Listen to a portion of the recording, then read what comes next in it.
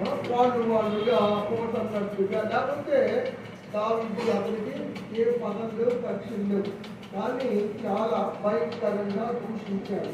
దావీదుకి ఇద్దరు సహోదరులు ఉన్నారు. పేరు తెలుసు మీకు, చెప్పండి. సెరూయా ఒక అమ్మాయి, అబిగైలు ఉన్నారు. ఇద్దరు సహోదరులు ఉన్నారు.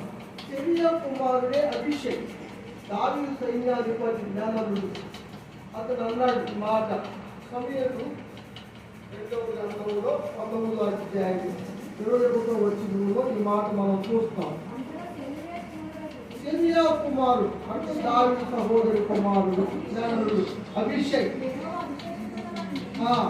దేవుడు అభిషేకించిన వారిని శపిస్తున్న ఈ శిని మరణానికి పాత్రుడు.